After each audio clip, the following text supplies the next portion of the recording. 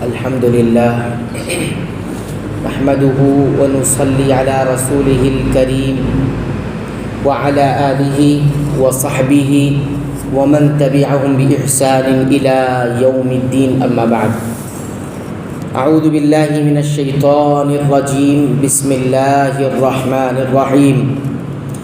تلك آيات الله نتلوها عليك بالحق وإنك لمن المرسلين۔ سورۃ البقرہ آیت نمبر 252۔ یہ اللہ تعالیٰ کی آیتیں ہیں جنہیں ہم نے حقانیت کے ساتھ آپ پر پڑھتے ہیں، بالیقین آپ رسولوں میں سے ہیں۔ یہ گزشتہ واقعات جو آپ صلی اللہ علیہ وسلم پر نازل کردہ کتاب کے ذریعے سے دنیا کو معلوم ہو رہے ہیں، اے محمد صلی اللہ علیہ وسلم یقیناً آپ کی رسالت و صداقت کی دلیل ہے،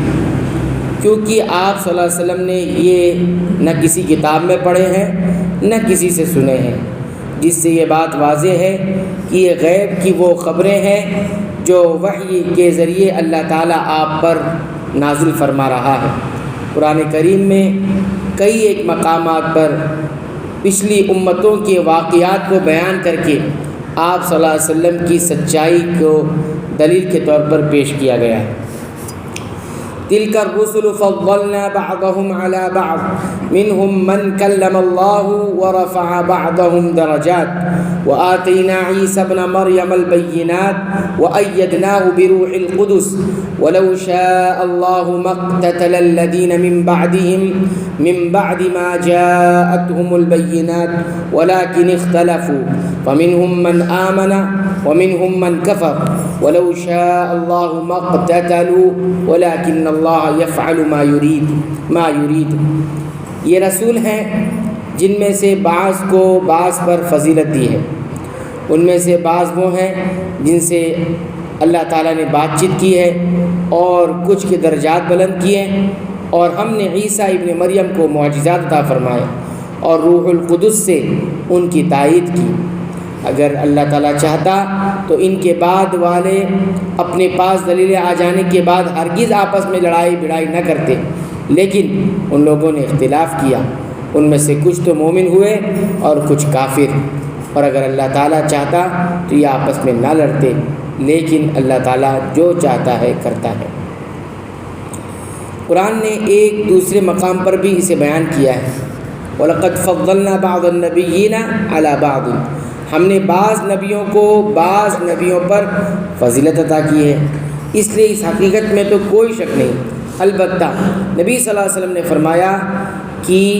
لا تخیرونی من بین الانبیاء، کہ تم مجھے انبیاء کے درمیان فضیلت مت دو۔ اس سے ایک کی دوسرے پر فضیلت کا انکار لازم نہیں، بلکہ یہ امت کو انبیاء کے بارے میں ادب اور احترام سکھایا گیا ہے کہ تم چونکہ تمام باتوں اور ان تمام امتیازات کا جن کی بنا پر انہیں ایک دوسرے پر فضیلت حاصل ہے پورا علم نہیں ہے، اس لیے تم میری فضیلت بھی اس طرح بیان نہ کرنا، اس سے دوسرے انبیاء کی کثر شان ہوگی، ان کی شان میں جو ہے کمی آئے گی، ورنہ بعض نبیوں پر فضیلت اور تمام پیغمبر پر نبی کریم صلی اللہ علیہ وسلم کی فضیلت اور اشرفیت مسلمہ ہے، تسلیم شدہ ہے، اور اہل سنت کا متفقہ عقیدہ ہے جو کتاب و سنت سے ثابت ہے۔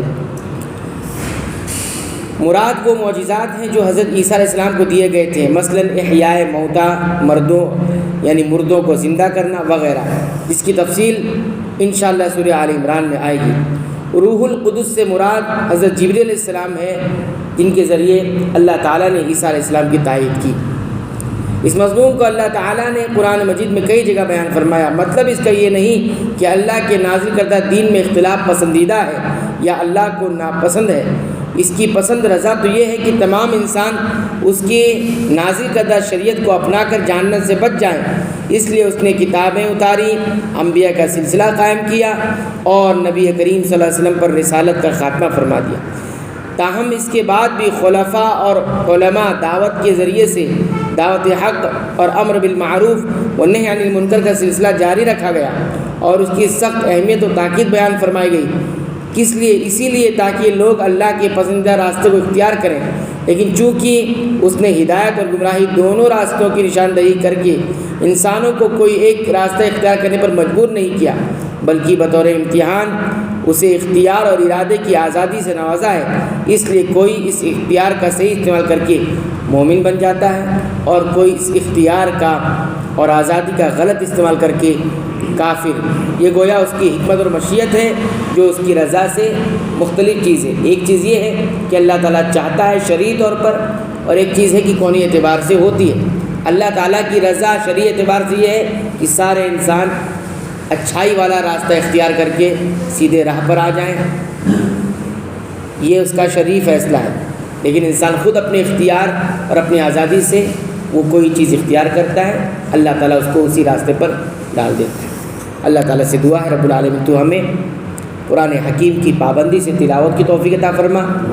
اس کو سمجھ کر غور کر کے پڑھنے کی بھی توفیق عطا فرما، اس کے مطابق عمل کی توفیق عطا فرما۔ اے اللہ تو ہمیں بخش دے، ہمارے والدین کو بخش دے، تمام مسلمانوں، مومنوں، اہل توحید کی مغفرت فرما، آمین۔